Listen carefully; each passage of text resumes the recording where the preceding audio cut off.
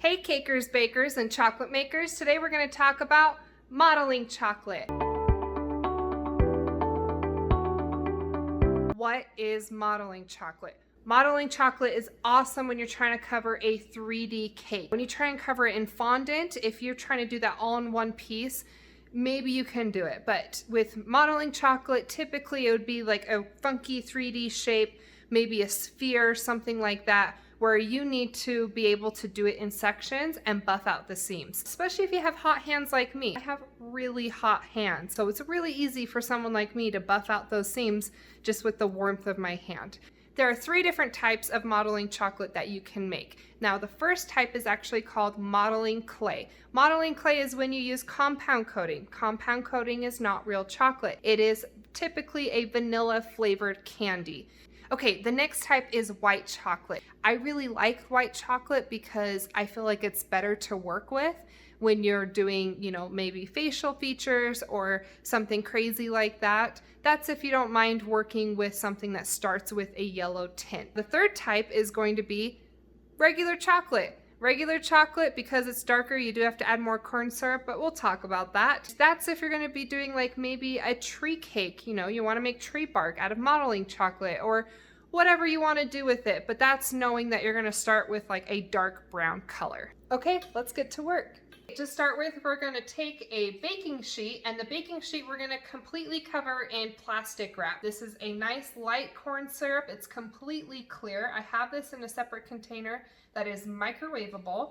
A double boiler is where you take a pot of water, you turn it up to about medium-high heat, and we're going to be taking a metal bowl. The metal bowl is going to have the chocolate inside of it. We do this so that there's no direct heat contact with our chocolate. You don't want to overheat it. Just be patient.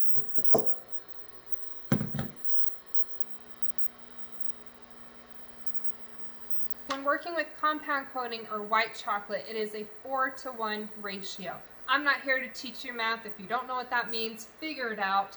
But this is 1 pound of modeling chocolate, and this is a 1/4 pound of corn syrup, or 454 grams of compound coating and about 113.5 grams of corn syrup. When working with chocolate, it is a 2-to-1 ratio, which means if you have 1 pound of chocolate, you're going to have 1/2 pound of corn syrup, or 454 grams of chocolate, and that is 227 grams of corn syrup. My water is starting to heat up. I'm using an induction stovetop for this. You do need to continue to stir it non-stop so that none of that chocolate on the bottom gets overheated. And just make sure your metal bowl is not dipping so low into the pot that it is touching the water directly, because that will heat up your chocolate too fast. Okay, keep stirring, scrape the bottom of the bowl until you have no more lumps left in your bowl. Just pop it in the microwave for 30 seconds. It's going to bring up the heat of your corn syrup, and then we're going to pour it in and it will mix in together easier. Also, it makes the corn syrup runnier, so it's easier to pour out and scrape out. When it's on the colder side, it is so thick. At first it's going to be runny, and then it's going to slowly start coming together and thickening up. Scrape down the bowl so that everything is being incorporated together. Don't overmix this. Once it starts to come together, you're done at this point. And then we're just gonna let it sit for at least 2 hours. Okay, I'm gonna use my spatula to thin out my modeling clay. We don't want this to dry out at all, so we're gonna completely cover it in plastic wrap and seal it up so that there is no air coming in or out. And that way you won't have any dry bits anywhere like on the edges. Here we have modeling clay. So this is modeling clay that I made a while ago. It's already been sitting at room temperature for several weeks actually. It's very thick, very hard. It's kind of hard to bend. It's going to be hard to knead it back together. And we just have to warm it up with our hands a little bit so that we can work with it. Okay, this is a little bit that I broke away. It is very hard to knead at first. That's okay. That is expected actually. As you get this to a pliable consistency, it is going to have little tiny beads in there. That's the oil or the cocoa butter. So we need to knead we need to knead out those beads. Another thing that you can do is take a pasta roller, bring it down to the lowest, thinnest setting and run it through your pasta roller. That's something I like to do to speed up the process so that I'm not sitting here doing this, you know, one little handful of modeling clay at a time. That's time consuming.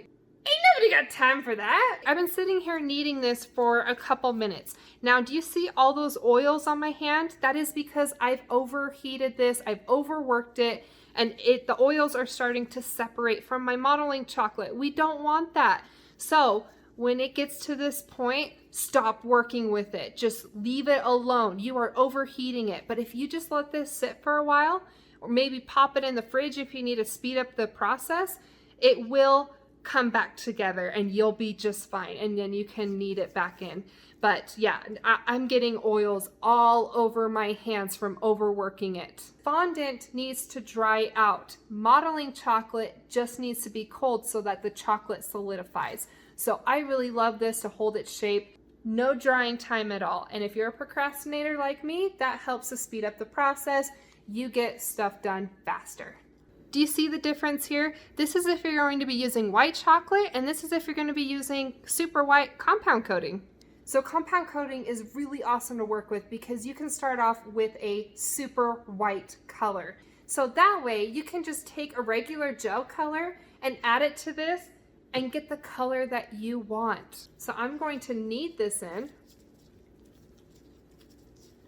So if we try to do like a nice light pastel color on this white chocolate, it's not gonna look the same. You can see the difference here, but this here is white chocolate. So with that yellow tint, it comes out a completely different color and not quite as light and pretty and pastel as the super white color. Now, I don't have any regular modeling chocolate on hand. I don't make it very often. I don't use it very often, so I didn't see the point in making it, but you know, I'm sure you can use your imagination. It's going to be a brown color, right? This is awesome because I just took black compound coating, I added the corn syrup to it, and that's all I had to do. Now I have a black color. Another thing you can do is just take modeling chocolate, you know, it's already a brown color, and then you can knead black into it and try and achieve a black that way. It is easier to get to darker colors when you start with a dark color. But compound coating, the work is done for you, so save yourself some time. All right, my peeps, I hope this answers some questions. Don't forget to like the video, but especially don't forget to hit subscribe. Okay, thanks, bye.